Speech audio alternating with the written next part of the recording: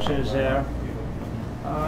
It's a duplicate of the painting that is in the Ukulele Hall of Fame, which is not in Hawaii.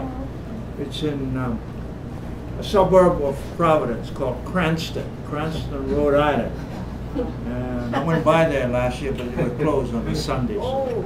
But the thing about it is, he was not an ukulele player. He was inducted as a manufacturer of instruments.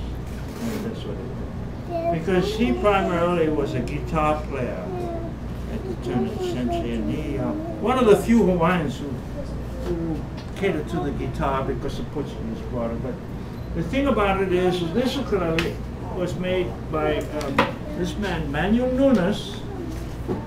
Is known 1879. He arrived on the second ship from Portugal. It was a Raven Scribe, a Danish ship, but there were three craftsmen on there. Manuel Nunes, Augusto Diaz, and Juan Espirito Santo.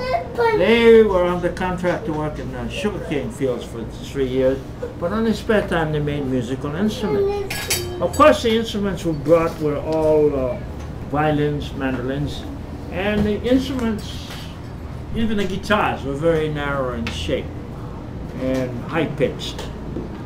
So this is Nunes ukulele made at the turn of the century, which is maybe 15 years after it got started, but the pitch is all based on your violins, mandolins, high pitch. And that's where the instruments are all made until about 1930. Now, there are a group of my father's friends, about 8 of them. They all became, you know, historically they became ukulele manufacturers. But they were Jonah Kumalai, who made this ukulele.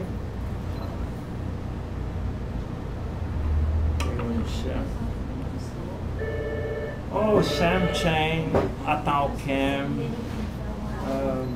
James Mossman, McKinney. You know, a lot of them were Hawaiians, and others were Portuguese. But they all made ukuleles the same way. And because the Portuguese had brought the instruments and they followed, imitated. But about 10 years after, about 1910, my father went with a bunch of musicians to New York City to play music. Got stranded there. He was a guitar player, violin, and upright bass, not ukulele. And when he got stranded there, they had no way to get home except they had to go. Most of them went across the Hudson River to New Jersey where the vegetable gardens from New York were, to earn money. Tedious work, but they had to earn money to come home. My father wasn't interested in agriculture, but he was interested in doing something about guitars. So he jumped on a ship for 5 years because he knew the Spanish and Portuguese had colonized the coast of South America, the coast of Africa, and all over the you know, in the islands of the Atlantic. So, whenever the ship docked, he'd get off to see how they made guitars, because that was his interest. So when he got back, by the time he got back, 5 years later, his friends were all ukulele manufacturers. Now, Jonah Kumalai got the gold medal award as the best ukulele maker in the world, the San Francisco Exposition of 1915. My father wasn't even home. He was on a ship in the Atlantic Ocean at the time. But Jonah Kumalai used that as a basis for his label, which says Gold Medal Award winner, 1915. No? As the best ukulele made. But this is a Nunes ukulele.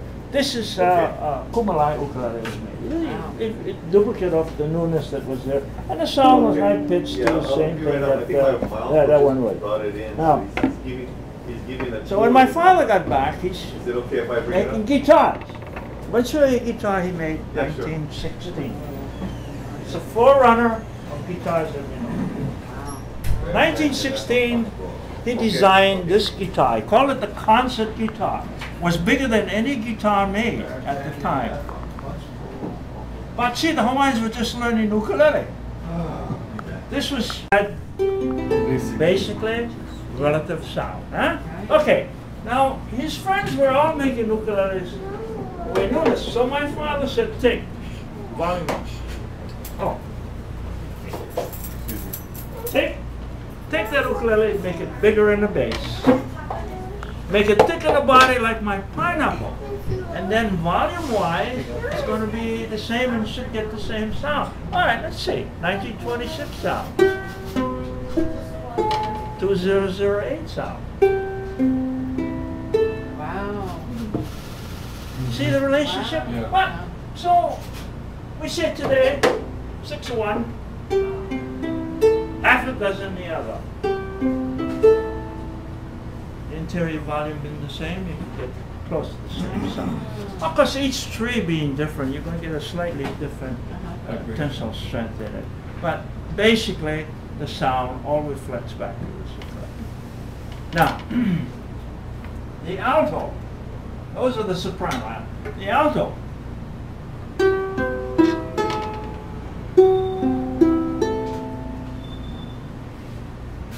We don't say alto in Hawaii. What do we say? What is it like? Concert? Ah, What'd you say? Concert. Oh, Concert. concert, yeah. Remember my father's guitar? Because he's Concert guitar. The guitar, the biggest size guitar from the record, call it the concert guitar. We have brochures of his that shows it as a concert guitar, bigger size. He transferred the name here, concert. But, basically,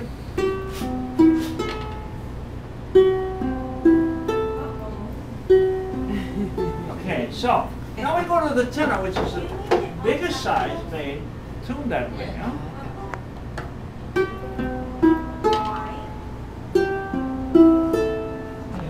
See, when we grew up, as kids, we played the little one. Right. The concert was Mama's ukulele. Yeah. No matter how big you were, it was a woman's ukulele. You could be 300 pounds, and women, you haven't seen them, breast ukulele on their bosom.